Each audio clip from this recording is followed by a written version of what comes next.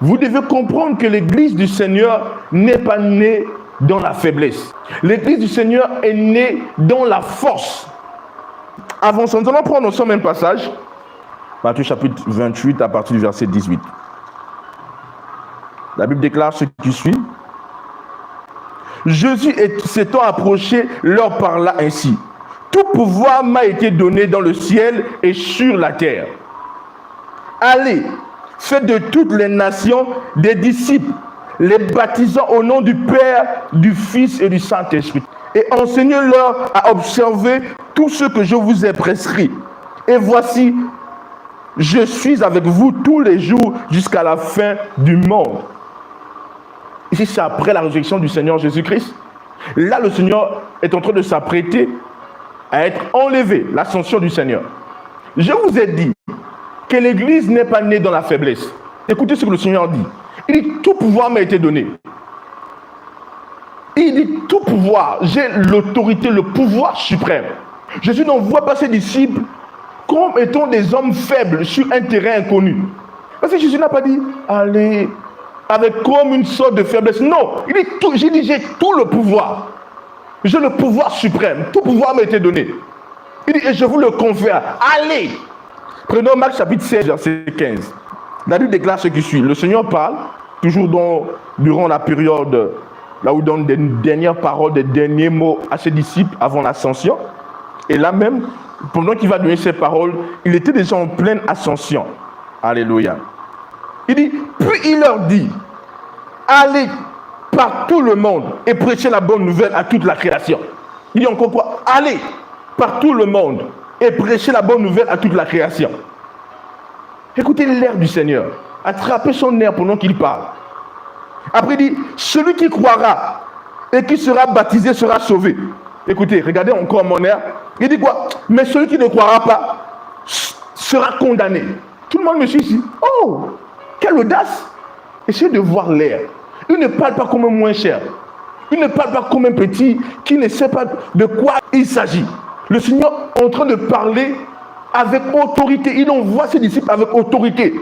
C'est très important d'attraper cela. Le christianisme, la chrétienté, l'Église n'est née dans la faiblesse. L'Église est née dans une position de force et d'autorité. Et lorsqu'on parle de la grande commission, ce n'est pas un individu faible qui parle. Il a vaincu la mort, il a démontré sa suprématie sur le plus grand ennemi de l'homme. Il dit à ses disciples, allez partout. Annoncez la bonne nouvelle. Faites de toutes les nations mes disciples. Et il dit, celui qui croira sera sauvé. Mais celui qui ne croit pas, il va être condamné. Oh! Aïe, aïe, aïe, qui me suit ici? On avance. Il dit, voici les miracles qui accompagneront ceux qui auront cru. Il dit, en mon nom, ils chasseront les démons. Ils parleront des nouvelles langues. Hey. Ils saisiront les serpents. S'ils boivent quelques breuvages mortels, ils ne leur feront point de mal. Ils imposeront les mains aux malades et les malades seront guéris. Qui me suit ici? Il commissionne ses disciples avec autorité. Il dit, moi j'ai tout le pouvoir, mais je vous envoie dans le monde entier. Il dit, allez. Il dit, chassez les démons. Oh, regardez ça. Vous parlerez des nouvelles langues. Il dit, vous saisirez les serpents. Ah, qui me suit ici? Il dit, si vous buvez quelques breuvages mortels, ça ne vous fera point de mal. Il dit, allez-y, imposez les mains aux malades, les malades seront guéris. Oh, mon Dieu, mon Dieu. Il ne parle pas comme un individu qu'on vient à peine de frapper, de traquer, de tuer. Non, il parle avec autorité. Comme je vous l'ai dit au début, le Seigneur a donné sa vie. On ne l'a pas arraché sa vie. Il a donné sa vie. Et je suis le bon berger. Le bon berger donne sa vie pour ses brebis. Qui me suit ici? Et là, il part, il donne sa vie, se sacrifie. Après, il va vaincre le plus grand ennemi de l'homme, la mort. Il va là-bas, il arrache les clés de la mort et de ce jour de mort. Ah, tout le monde me suit ici? Maintenant, il vient, il dit à ses disciples, j'ai tout le pouvoir. Il dit, allez, annoncez la bonne nouvelle. Il dit, celui qui croit en moi. Écoutez, ce n'est pas quelqu'un qui parle comme s'il est dans un état de pitié ou quoi. Écoutez, c'est quelqu'un qui a vaincu la mort. Il sait de quoi il parle. Il dit, si tu ne crois pas en moi, tu es condamné. J'ai tout le pouvoir. En fait, tous les chrétiens doivent attraper cette réalité. L'Église n'est pas un regroupement de victimes. Le monde ose faire croire à certains chrétiens que ce sont des victimes, ce sont des moins chers.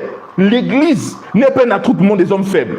L'Église est un regroupement des êtres imbibés de puissance, plongés dans l'autorité suprême. Tout le monde me suit ici.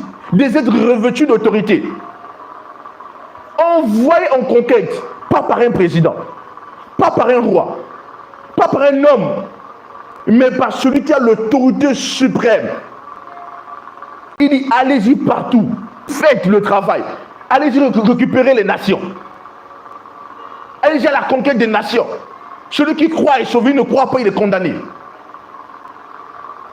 Regardez comment le message du Seigneur est radical. C'est un message de conquête, mais avec un niveau de radicalité. Tout le monde me suit ici. Donc l'Église est née dans la force. L'Église est née dans l'autorité. Je veux que vous puissiez le comprendre.